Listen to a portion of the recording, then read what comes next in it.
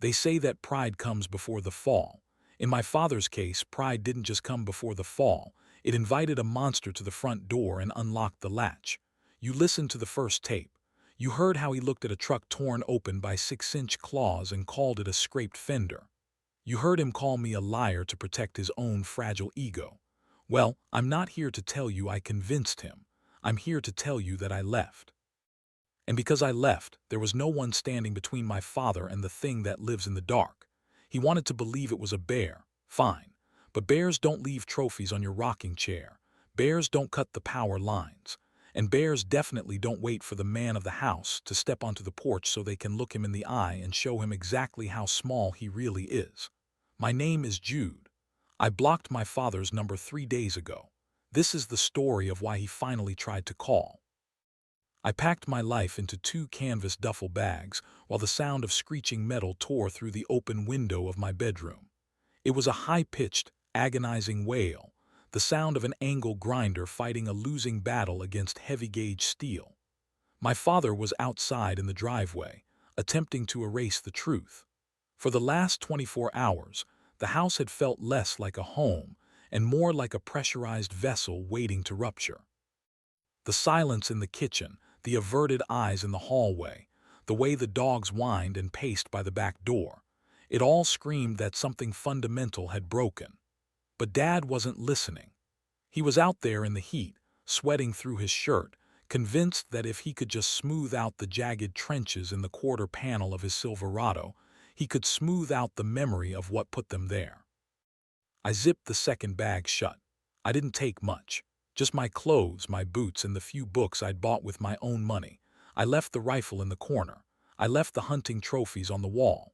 Those things belonged to the family name, and as of this morning I was resigning from the position. I looked around the room one last time. It was the room of a boy who thought that if he just worked hard enough, if he just kept his mouth shut and carried the heavy pack, he would eventually earn a seat at the table. I realized now that the table was rigged. I wasn't a son to him. I was just another piece of farm equipment, and now I was malfunctioning. I swung the bags over my shoulder and walked into the hallway. The floorboards creaked under my weight, a familiar sound that usually comforted me, but today it just sounded like the house was groaning under the weight of the lie my father was building. I stopped at Judith's door.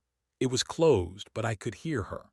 The sound was soft, a muffled, rhythmic hitching of breath that meant she was crying into her pillow. I hesitated, my hand hovering over the doorknob. Part of me wanted to storm in there and shake her, to scream at her for letting me take the fall, for crouching behind Dad's denial because it was safer than admitting she had almost gotten us killed. But another part of me, the part that had dragged her through the mud and thrown her onto the ATV while a monster snapped at our heels, just felt tired. "Judith," I said, my voice low through the wood.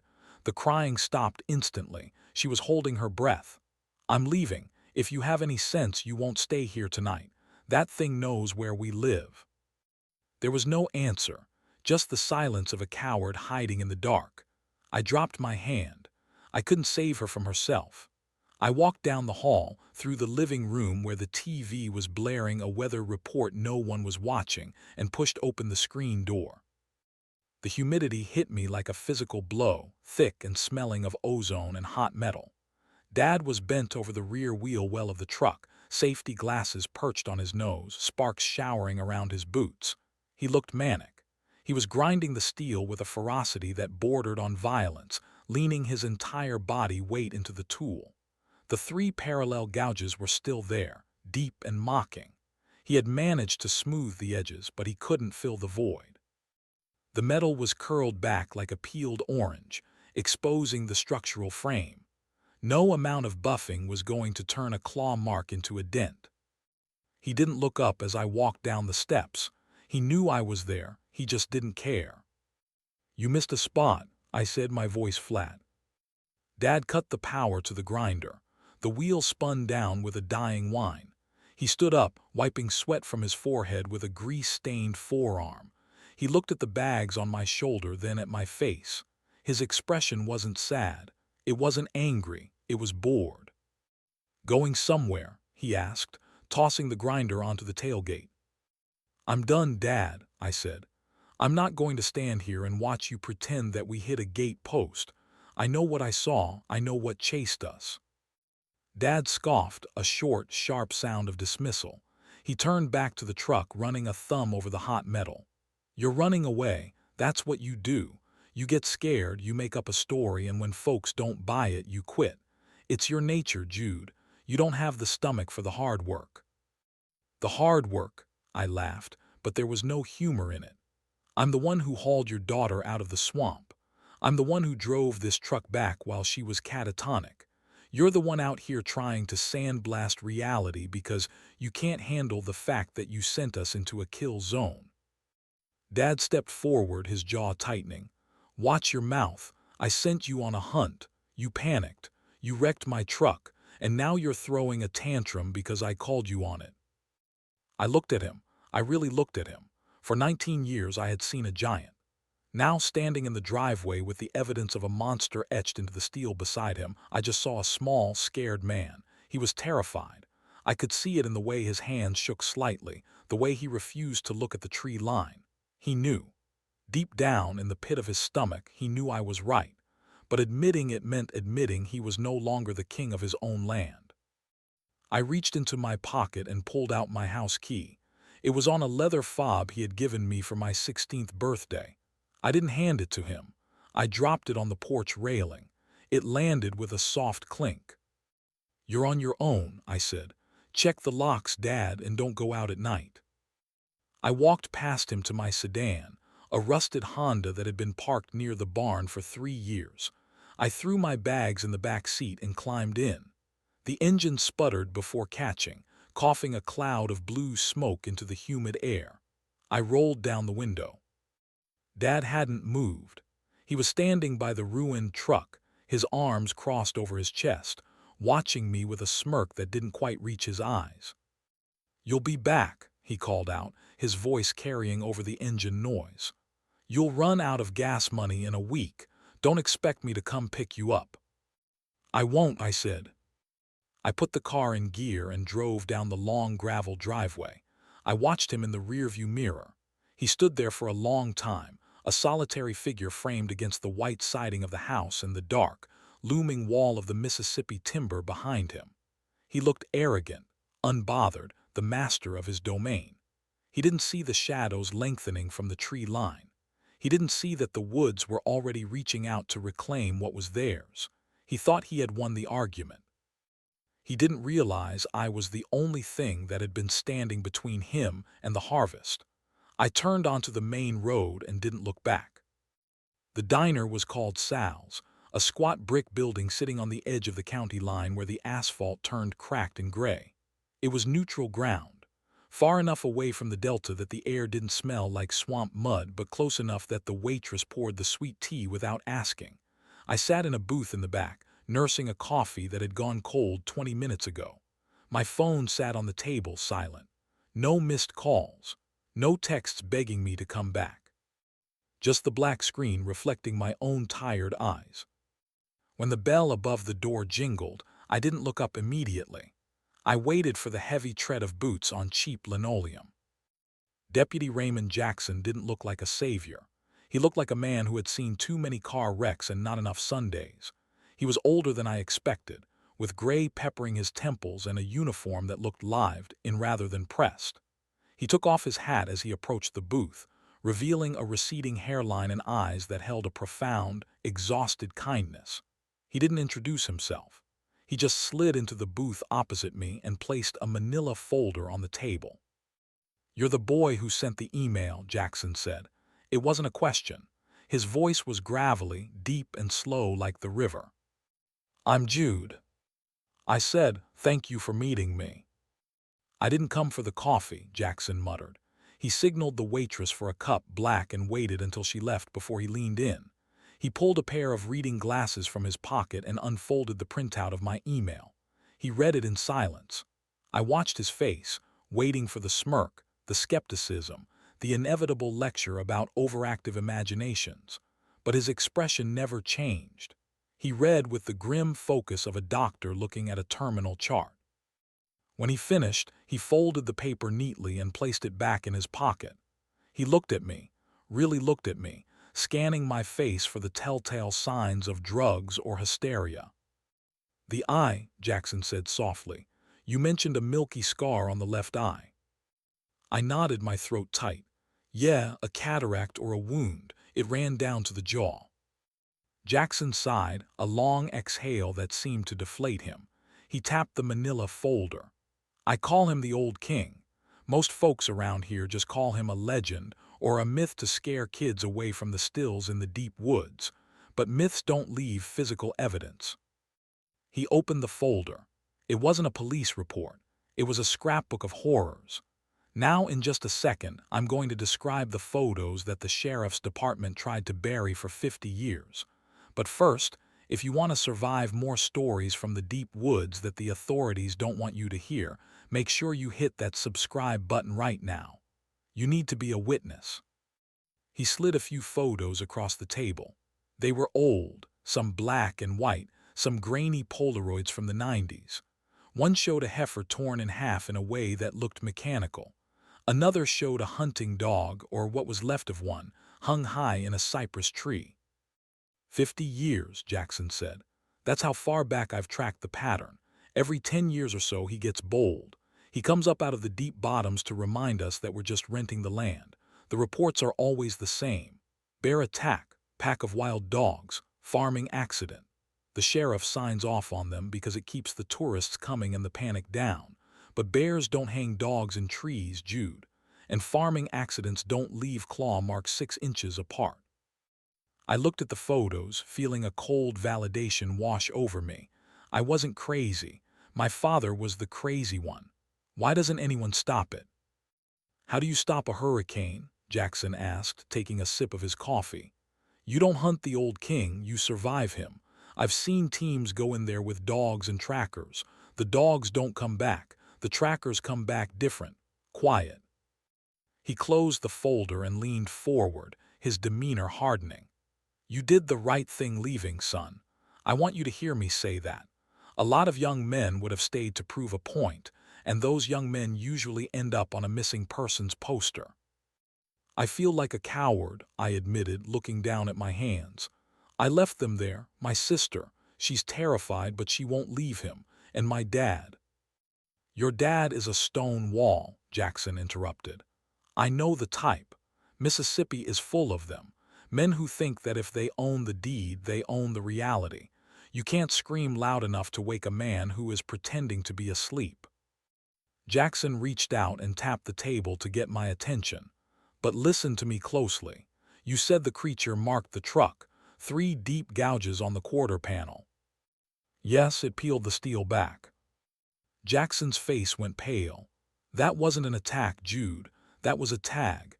In the wild, predators mark their territory to warn off rivals, but the Old King, he marks his pantry." A chill ran down my spine that had nothing to do with the air conditioning. "What do you mean?" "He followed you to the truck," Jackson said, his voice dropping to a whisper. "He saw you escape. He saw you go into that house. By marking the vehicle you fled in, he wasn't just damaging property. He was connecting the scent of the prey to the location of the nest. He knows where you sleep." I stood up, my chair scraping loudly against the floor. "I have to go back, if he knows where they are." "Sit down," Jackson commanded. It wasn't a suggestion. It was a voice of authority that snapped my knees back into the booth. "If you go back there tonight, you're just adding another body to the count. You said yourself your father won't listen. If you roll up that driveway screaming about monsters, he'll run you off with a shotgun before you even get out of the car. And if the king is watching, he'll see you return. He'll see the distress." "So I just let them die," I hissed, tears stinging my eyes. "You let them live the life they chose," Jackson said grimly. "Your father has the guns. He has the walls. If he keeps the doors locked and the lights on, maybe the king gets bored. Maybe he moves on to easier prey. But you going back there right now is like ringing a dinner bell." He slid a card across the table. It had a personal cell number on it. "I can't go onto private property without a warrant or a distress call. If I show up there based on a monster story, your daddy will have my badge for harassment. But you keep this. If they call you, if anything happens, you call me. I'll bring the heavy cavalry. I won't come with a notepad, I'll come with a rifle. I picked up the card. It felt light, insignificant against the weight of what I knew was coming. Go to the city, Jackson said, standing up and putting his hat back on. Get a hotel room on a high floor. Don't look at the woods for a while. He walked out of the diner, leaving me alone with the cold coffee and the file of dead things. I looked at my phone again. Still silent. I imagined the farmhouse, sitting isolated in the dark, the gouged truck parked in the driveway like a beacon. I imagined the old king standing in the tree line, watching the lights go out one by one, waiting for the moment when the pride finally broke and the fear let him in. I picked up my keys. I didn't turn back toward the delta. I turned toward the highway. I was alive, but as I merged into traffic, I realized that survival felt a hell of a lot like betrayal. The farm didn't die all at once. It rotted from the inside out. In the 7 days since Jude's sedan had rattled down the driveway, the silence in the house had thickened into something physical, a heavy, suffocating weight that pressed against the eardrums. Without the constant, rhythmic background noise of Jude working, the chopping of wood, the clinking of tools in the shed, the heavy tread of boots on the porch, the property felt abandoned, even though we were still living there. The delta heat had turned oppressive, baking the mud into cracked gray tiles. I watched my father from the kitchen window. He was out in the vegetable garden, wrestling with a rototiller that wouldn't start. He yanked the pull cord with a violence that shook his entire frame, cursing the machine, the heat, and the son who wasn't there to fix it. He looked older than he had a week ago. His shoulders were hunched, his shirt stained with sweat rings that never seemed to dry. He was a man trying to hold up a collapsing roof with his bare hands, fueled entirely by spite and coffee that was too black to drink. Inside, the air was stale. We had stopped opening the windows. Judith sat on the sofa, wrapped in a quilt despite the humidity. The television was off. Her phone lay face down on the coffee table, dead. The girl who had strutted into the kitchen with a rifle over her shoulder and a grin on her face was gone. In her place was a ghost who flinched at the sound of the ice maker dropping cubes. She hadn't stepped foot off the porch since the truck came back. She didn't look at the woods. She didn't even look at the backyard. She kept her eyes fixed on the hallway, as if measuring the distance between her and the bedroom lock. The back door slammed open, and Dad marched in. The humidity followed him, smelling of gasoline and dry earth. He wiped his face with a rag, his eyes landing on Judith. The sight of her motionless on the couch seemed to ignite something ugly in his chest. It was the anger of a man who needed everything to be normal so he wouldn't have to think about why it wasn't. "Son's been up for 4 hours," he barked, tossing the rag onto the counter. "You plan on sitting there until you take root." Judith didn't answer. She pulled the quilt tighter. "I'm talking to you, girl," Dad said, stepping into the living room. "The feeder needs filling. The cameras need checking. I can't do the perimeter and the equipment maintenance by myself. Jude's gone, so that means you step up. That was the deal. You wanted to be the hunter. Hunter's work." "I can't," Judith whispered. Her voice was brittle like dried leaves. "You can and you will," Dad snapped. He walked over to the gun cabinet and unlocked it. The glass door creaked. He pulled out her .270. The same rifle she had fired blindly into the swamp. He walked over and held it out to her. "Get back on the horse, Judith. You had a scare. It happens. You shake it off, you go back out there and you show the woods you aren't afraid. That's how you beat it." Judith stared at the rifle. She didn't see wood and steel. She saw the alpha's eyes. She saw the hole in the floor of the blind. Her breathing hitched, shallow and fast. Her hands started to tremble, clutching the quilt. "Take it," Dad commanded, thrusting the weapon toward her. "No," she gasped, shrinking back into the cushions. "Get it away from me." "It's just a bear, Judith. A damn bear," Dad yelled, his face flushing red. "Jude filled your head with these nursery rhymes because he's a coward and now he's infected you. He ran away because he's soft and he wants you to be soft too. I won't have it. I won't raise a victim." "It wasn't a bear," Judith screamed. The sound tore out of her throat, raw and hysterical. She scrambled off the couch, backing away from him until she hit the wall. "It caught the truck, Dad. It marked the steel. Why won't you listen?" Dad stood there, the rifle in his hand, chest heaving. For a second I thought he might strike her, but he didn't. He looked at her with a mixture of disgust and pity, then turned and slammed the rifle back into the cabinet. He locked it with a savage twist of the key. "Fine," he spat. "Rot in here then, I'll do it myself. I don't need either of you." He stormed out, the screen door banging against the frame. He marched toward the barn, his boots crunching loud and angry on the gravel. He needed to work. He needed to sweat the fear out. He grabbed a bucket of whitewash and a stiff-bristled brush. The fence line near the woods needed touching up. It was a mundane task, a simple, controllable job that would prove he was still the master of this land. He walked around to the back side of the barn, the side that faced the dense, tangled wall of the timber. The shade was deep back here, the air cooler and smelling of damp rot. He set the bucket down and dipped the brush. That's when he saw them. He froze, the brush dripping white paint onto the dry grass. On the pristine white siding of the barn, about 7 feet off the ground, were 3 distinct marks. They weren't scratches. They were prints. Massive, muddy impressions slapped against the wood. They were the color of the swamp, black, oily gumbo mud that had dried into a crust. Dad stared at them. His brain tried to run the usual calculations. A raccoon, too high, a bear. Bears didn't slap walls, they scratched. A person. He stepped closer, the brush trembling in his hand. He held his own hand up, hovering it near the prints. The print on the wall dwarfed his. The fingers were long, impossibly long, ending in tapered points where the claws had barely kissed the wood. The palms were wide and flat, but it was the placement that made his stomach turn over. They were perfectly horizontal, spaced shoulder-width apart. Something had stood there. Something had stood on 2 legs, towering over him, and leaned against his barn to watch the house. It had been leaning there, perhaps last night, perhaps this morning, resting its weight against the structure while it listened to them sleep. "Kids," Dad whispered, his voice shaking. "Trespassers, pranksters." He dipped the brush into the bucket, loading it with thick white paint. He attacked the wall. He scrubbed at the black mud with a frantic, desperate energy. Scrub, scrub, scrub. He needed to erase it. If he erased it, it didn't happen. If he covered it with white paint, the monster went away. The mud smeared, turning the white paint gray, but he kept scrubbing, slathering more and more pigment onto the wood until the dark shapes were buried under a thick, wet layer of denial.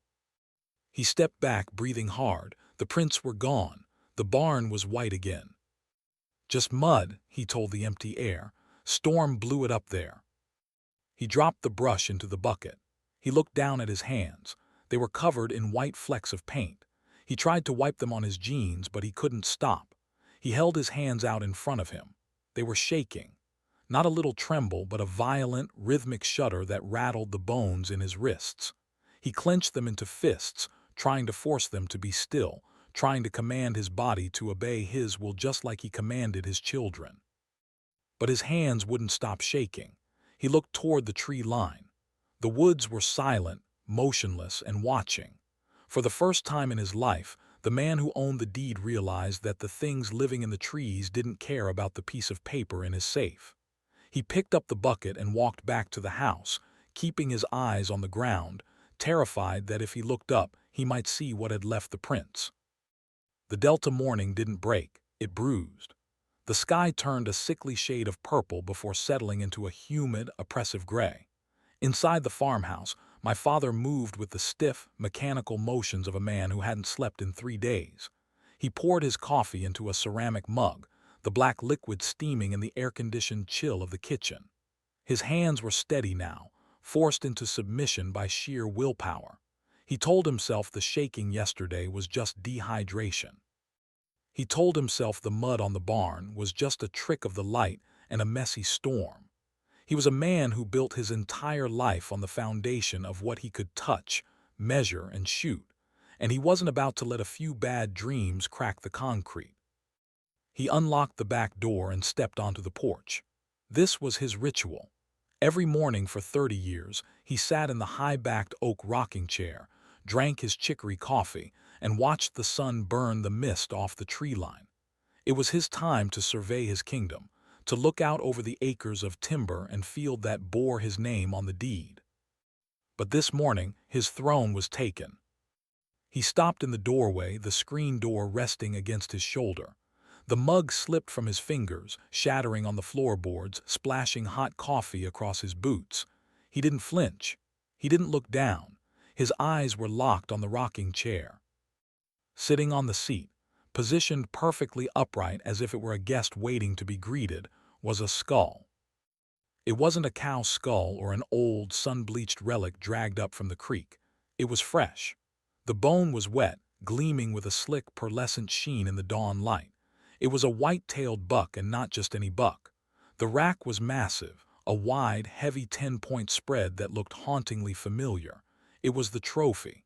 It was the specific, heavy-bodied king of the bottoms that he had sent Judith and me to kill. Dad walked slowly toward the chair, his boots crunching on the shards of his broken mug. The air around the porch felt thick, silent.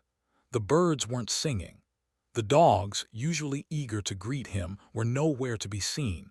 They were likely cowering under the house again. He reached out a hand, hesitating, then touched one of the antler tines. It was cold. He leaned in closer to inspect the skull. The flesh hadn't been gnawed off by coyotes or pecked away by vultures. It had been stripped. The bone was scraped clean, white and smooth, with a surgical precision that made his stomach turn. There were no teeth marks on the nasal cavity, no jagged breaks in the eye sockets. The head had been severed from the neck with a force that snapped the vertebrae clean and then cleaned. And then placed here. That was the detail that shattered his bear theory into 1,000 irreparable pieces. A bear drags a kill into the brush to guard it. A coyote scatters bones across a mile of scrub. Animals are messy. They are chaotic. They do not understand symmetry. This skull was centered on the cushion.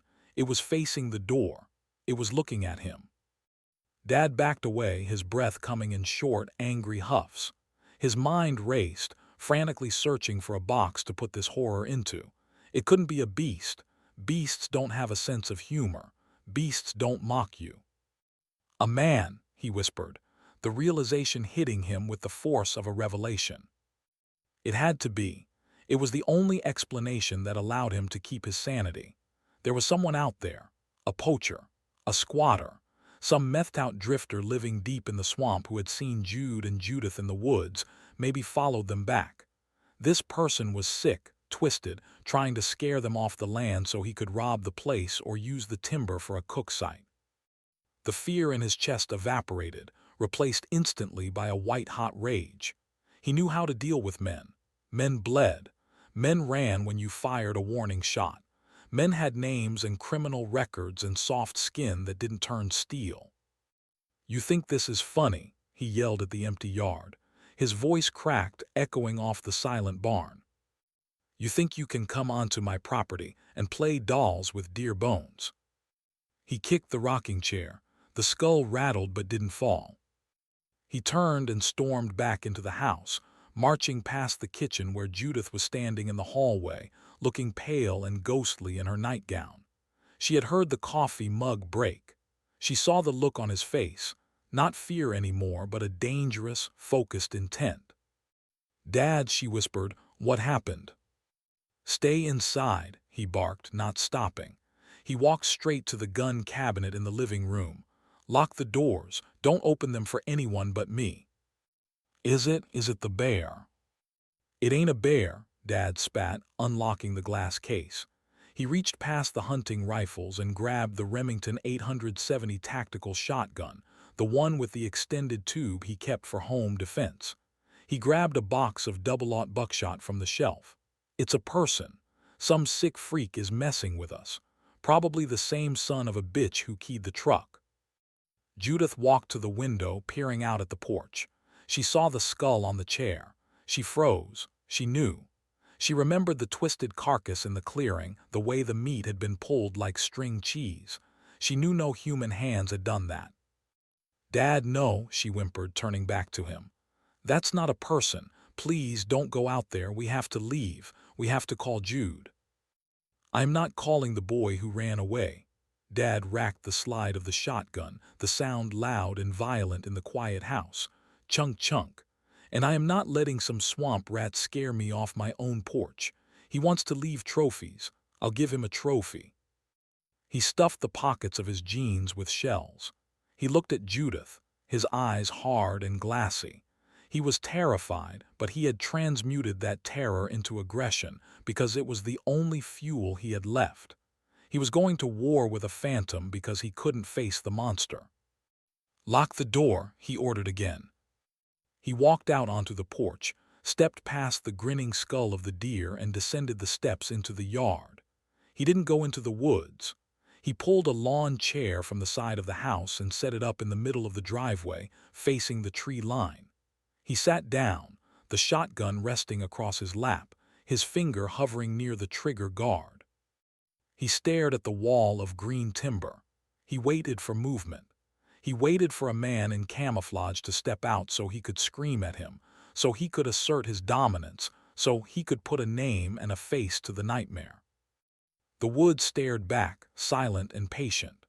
The wind shifted, carrying the faint, copper scent of blood from the deep bottoms, but Dad just gripped the steel of his gun tighter. He sat there as the sun climbed higher, baking the mud, unaware that he wasn't the hunter in this blind. He was the bait. The sound of the power drill was a shriek that tore through the farmhouse, vibrating against the crown molding and settling in the pit of my stomach. My father was destroying the dining room. He had dragged sheets of plywood in from the barn, sheets meant for hurricane season, and was drilling them directly into the interior window frames. Sawdust rained down onto the hardwood floors, mixing with the dirt from his boots. He looked like a man possessed, his eyes wide and bloodshot, sweat dripping from the tip of his nose as he drove another screw into the wall. "Let him try to look in now," Dad muttered, the words spilling out fast and jagged. "Let him try to leave his little bone dolls on my porch when he can't see inside. I'll blind him. That's what you do with a peeping Tom. You blind him." I sat at the kitchen table, my hands clamped over my ears, but I couldn't block it out. The house felt smaller with every board he put up. It was becoming a coffin. He wasn't fortifying us against a monster. He was locking us in with his own madness. "Dad, stop," I whispered, but the drill drowned me out. He moved to the next window, the one overlooking the side yard. He slapped a sheet of wood against the glass, blocking out the last gray light of the evening. "He thinks he's smart," Dad ranted, his voice rising over the mechanical whine. "Thinks he can scare me off my grandfather's land. I've run off poachers before. I've run off thieves. This guy, he's just aggressive, probably on something. Meth makes him crazy, makes him feel 10 feet tall. That's why he tore up the truck. Hysterical strength. Seen it before." He spun around, pointing the drill at me like a weapon. "And your brother," he played right into it. "Jude saw a crazy man in the woods and turned tail. Left his little sister behind to deal with the fallout. That's the part that burns me, Judith. The cowardice. He wrecking the truck is one thing, but lying to me, making up ghost stories to cover his own incompetence." Something inside me snapped. It was a physical sensation, like a cable parting under too much tension. For a week, I had let the guilt eat me alive. I had let silence be my shield because I was too terrified to speak the truth, too terrified to admit that the hunter Dad praised was a fraud. But hearing him slander Jude, hearing him blame the only person who had actually acted like a man, was too much. "Stop it," I screamed. The silence that followed was instant and ringing. Dad lowered the drill, blinking as if waking from a trance. He looked at me, really looked at me for the first time in days. "What did you say to me?" he asked, his voice low and dangerous. I stood up, my legs were shaking, but I forced myself to walk toward him. I said, "Stop it, stop lying, stop blaming Jude." Dad scoffed, turning back to the window. I'm not lying, girl. I'm securing the perimeter. Your brother ran out on us. I missed, I shrieked. He froze, his back was to me, rigid as a board. I was the one who was loud, I cried, the words tumbling out in a flood of tears and bile. I stomped through the swamp like an idiot. I talked when Jude told me to be quiet. I let it right to us, Dad. Jude tried to stop me. He tried to warn me. But I wanted the trophy. I wanted you to be proud of me. Dad turned around slowly. His face was a mask of confusion, his brow furrowed. Judith, calm down, you're hysterical. I'm not hysterical, I'm telling you the truth. I took a step closer, grabbing the back of a chair to steady myself. We found a deer, Dad. It was torn in half, not eaten, torn, and I ignored it. I made us keep going, and when we got to the blind, when that thing came out of the trees, I sobbed, a dry, heaving sound.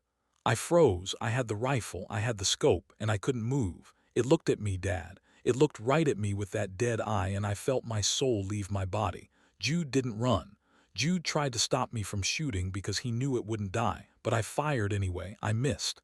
And when it came up the tree, when it tore the floor out from under us. Stop, Dad whispered. No, I yelled. You need to hear this. Jude threw me out of the blind. I was dead weight. I couldn't walk. I couldn't run. He dragged me through the mud. He carried me to the ATV. He drove the truck while I was curled up in a ball crying. He didn't hit a tree, Dad. The monster caught us. I saw its hand. I saw it grab the door. Dad stared at me. His chest was heaving. I could see the gears turning in his head, grinding against the rust of his denial. He had two choices in that moment. Accept that he had almost gotten his children killed and exiled the son who saved them, or double down on the lie. He looked at the boarded-up windows.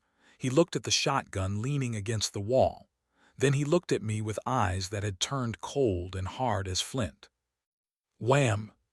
He slapped the dining room table with an open palm. The sound was like a gunshot. The vase of plastic flowers in the center jumped and fell over.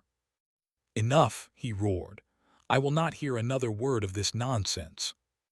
Dad, please. You are lying to me, he shouted, pointing a shaking finger in my face.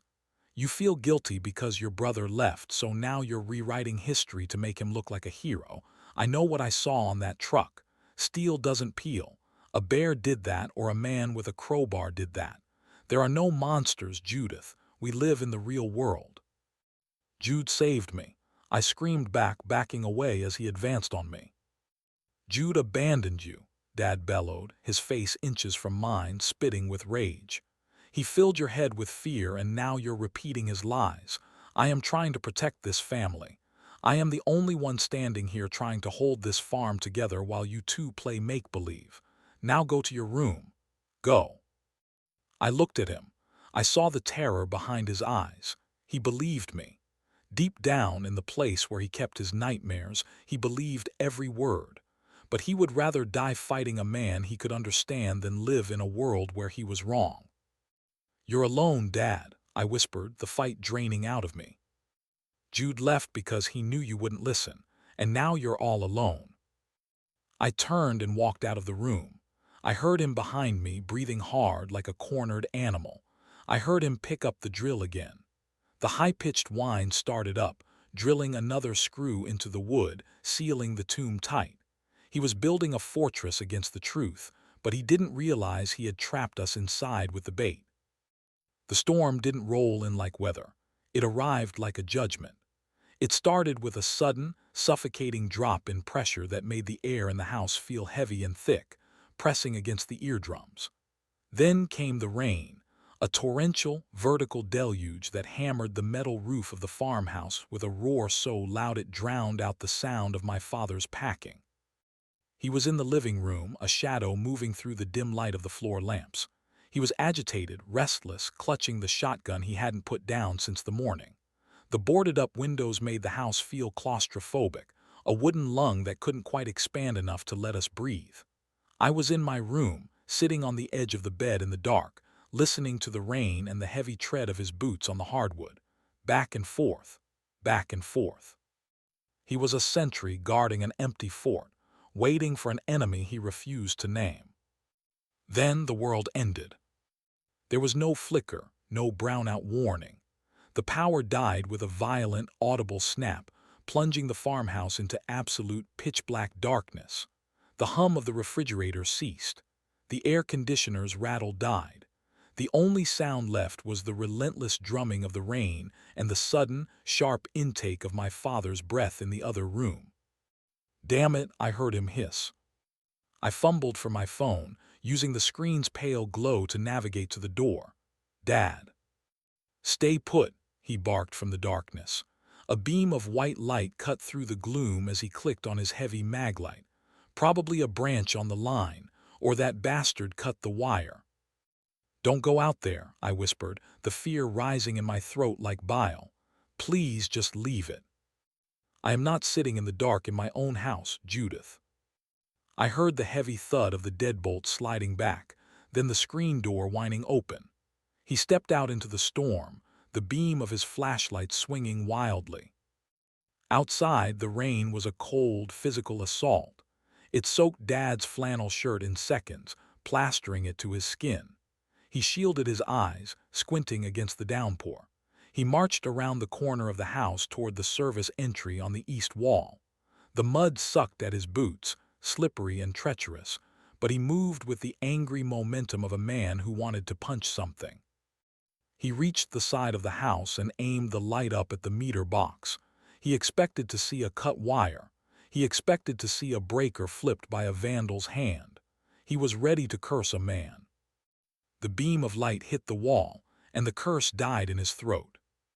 The breaker box wasn't open. It was gone. The heavy gray metal box, bolted to the studs with lag screws, had been ripped from the siding. It wasn't pried loose with a crowbar. The wood around it was splintered and exploded outward. The box itself was hanging by a single frayed wire, dangling 3 feet lower than it should have been. The metal casing was crushed, twisted in a spiral like a wet rag that had been wrung out by a giant hand. Dad stared at it, the rain running unnoticed into his eyes.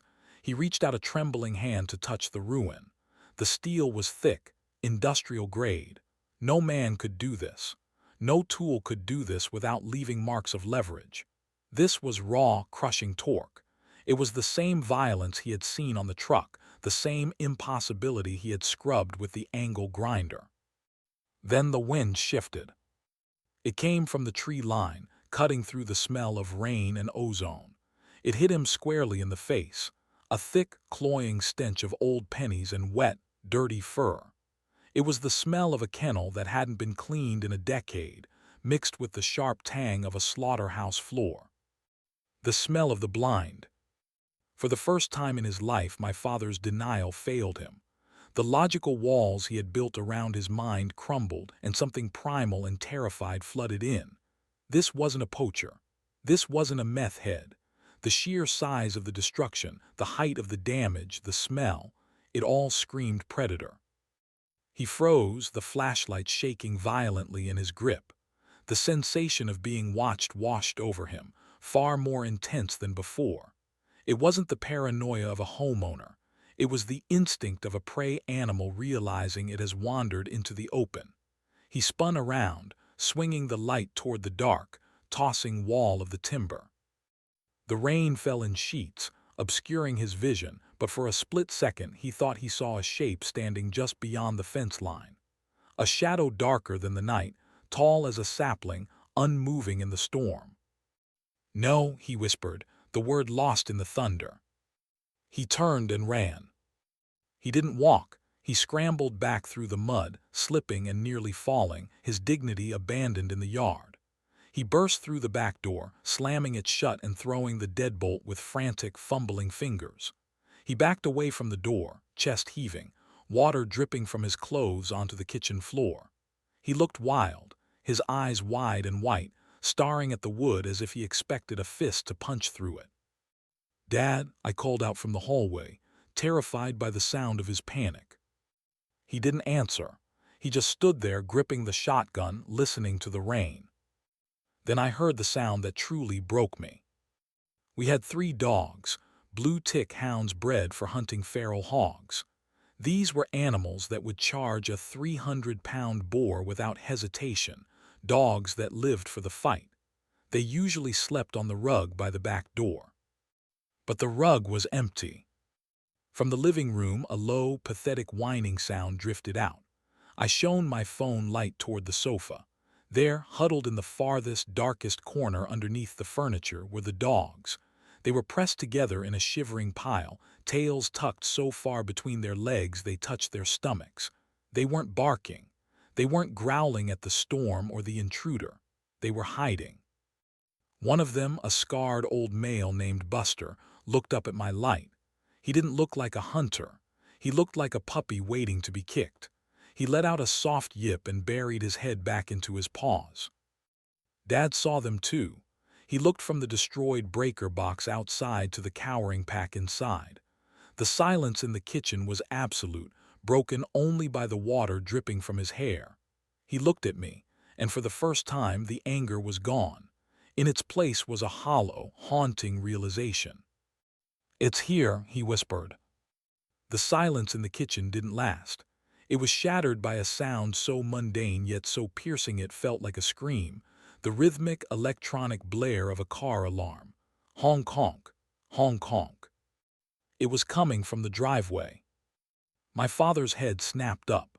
The fear that had paralyzed him moments ago at the breaker box evaporated, replaced instantly by the white-hot flash of territorial rage. That was his truck. That was the Silverado he had worked 20 years to pay off, the symbol of his status, the steel chariot he used to patrol his land. Someone was touching it. "That son of a bitch," Dad hissed. The primal terror receded, pushed back by the familiar, comforting armor of anger. He wasn't fighting a monster anymore. In his mind, he was back to fighting a man, a vandal, a trespasser who had dared to come back for a second round. He didn't grab the shotgun this time. He reached into the corner and grabbed the .3006 Deer rifle, the one with the heavy scope. He wasn't interested in warning shots. He racked a round into the chamber with a violent metallic clack that echoed through the dark house. "Dad, don't!" I screamed from the hallway, running toward him. "Don't open the door." "Stay back, Judith," he snarled, his eyes wild in the beam of the flashlight. "I am ending this, tonight."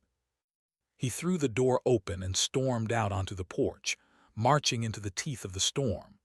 The rain was falling in blinding sheets, turning the world into a gray blur, but the headlights of the truck were flashing in time with the alarm, cutting strobes of light through the deluge.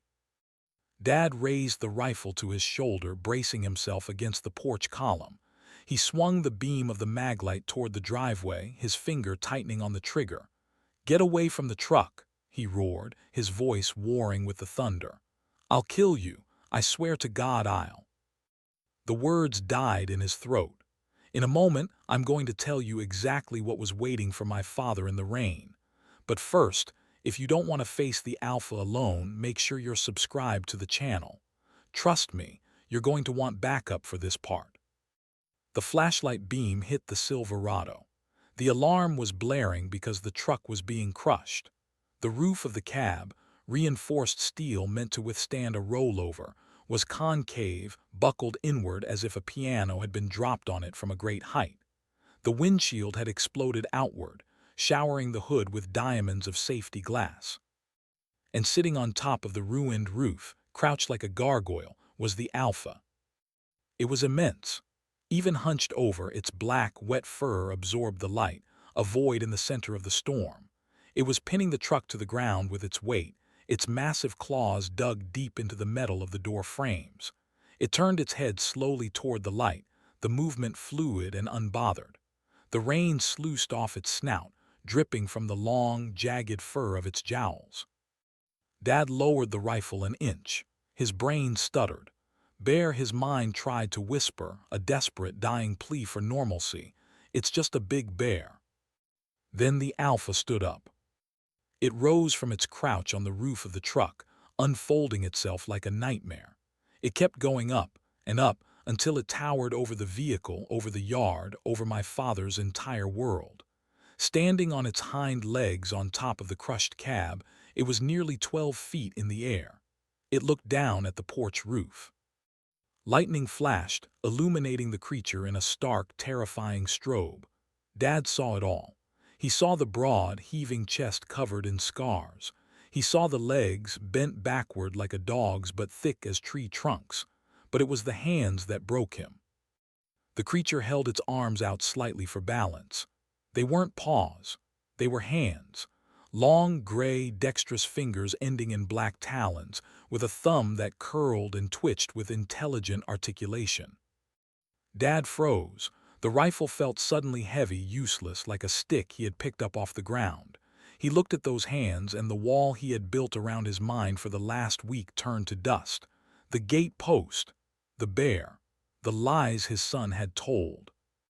Jude was right. The realization hit him harder than a physical blow. It dropped him to his knees emotionally. He had exiled his son. He had tormented his daughter. He had sanded the steel and painted the barn and screamed until his throat was raw, all to protect himself from this single, undeniable moment of truth.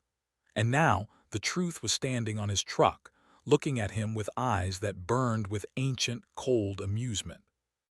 The truck alarm cut out abruptly, silenced by the creature shifting its weight and crushing the battery under the hood. The silence that returned was worse than the noise. The Alpha looked down at my father. It didn't roar, it didn't charge, it simply stepped off the truck. It was a drop of nearly 7 feet, but it landed on the gravel driveway without a sound. It was unnatural, a defiance of physics. One moment it was on the roof, the next it was standing in the yard, silent as smoke. It began to walk toward the porch. "Shoot it," I screamed from the doorway, paralyzed by the sight. "Dad, shoot it." He couldn't. His hands were frozen to the wood and steel of the gun, but his finger wouldn't move. He was witnessing a god of the old world, and he was just a man who had forgotten his place. The creature walked up the steps. The wood groaned under its weight. It stopped 3 feet from him. It smelled of ozone, copper, and the deep, rotting muck of the swamp. It towered over him, blocking out the rain, blocking out the sky. Dad looked up. He was shaking so violently his teeth chattered. He looked into the face of the monster, the wet, black nose, the rows of serrated teeth visible behind the black lips, the scarred, milky eye that had seen a century of fear. The Alpha leaned in. It brought its massive face down until it was inches from my father's nose. Dad squeezed his eyes shut, waiting for the bite. He waited for the tear that would rip his head from his shoulders. But the bite didn't come. Instead, a sound started deep in the creature's chest. It was a low, vibrating growl, a sub-frequency rumble that I felt in the soles of my feet. It shook the floorboards. It rattled the windows. It was a sound of pure, absolute dominance. It was the sound a king makes when he wants his subjects to kneel. The creature was telling him, in a language older than words, that this farm, this house, this life, it didn't belong to him. It never had. Dad opened his eyes. He stared into the amber iris of the beast, and in that reflection he saw exactly what he was, a small, frightened man holding a gun he was too scared to use. And the Alpha saw it too. It exhaled, a hot wash of breath that smelled of death, and pulled its lips back in a grin that was terrified and human. It wasn't going to kill him. Killing him was too easy. It had already destroyed him. The rifle was the last vestige of my father's authority. It was a Remington Model 700, heavy walnut and blued steel, a weapon he had used to take down 10-point bucks and wild hogs for 30 years.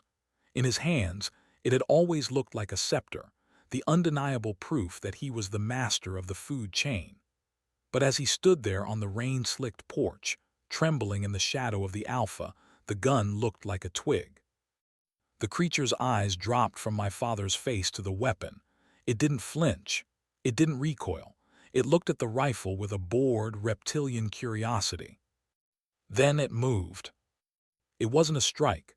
A strike implies effort. This was a casual, dismissive swat, the way a man might brush a cobweb aside. The Alpha's massive hand blurred, cutting through the rain. Black claws wrapped around the barrel of the .3006.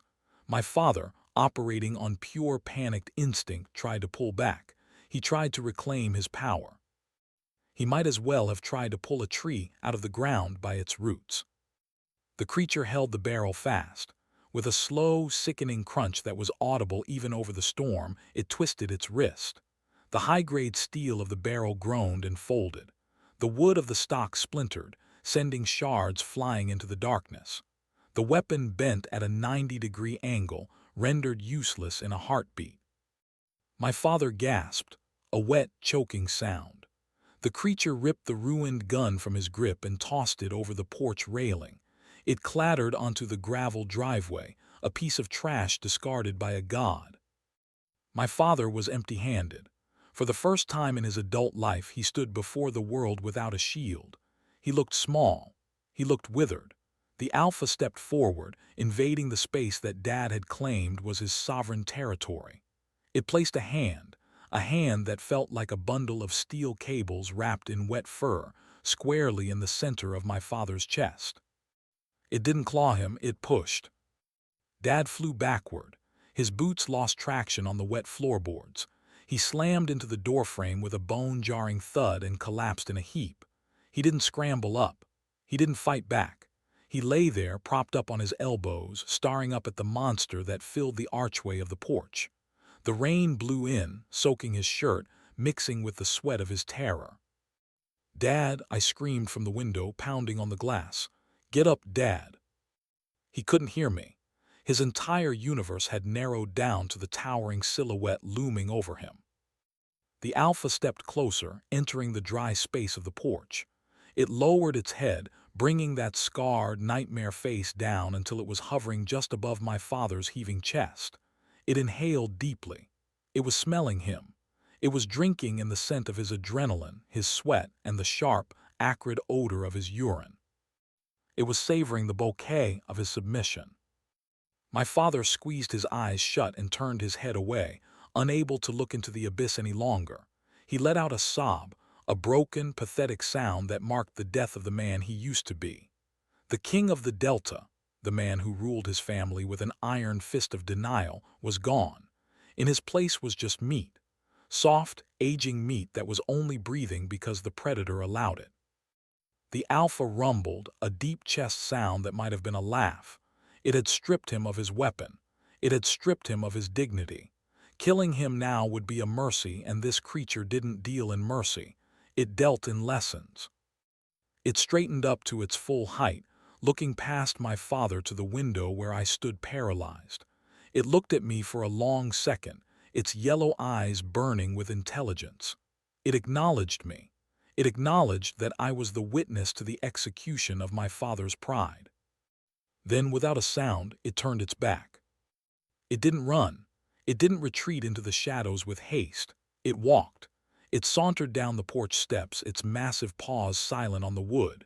It stepped out into the rain, the water slicking its dark fur. It walked past the ruined truck, past the bent rifle lying in the mud, and moved toward the tree line.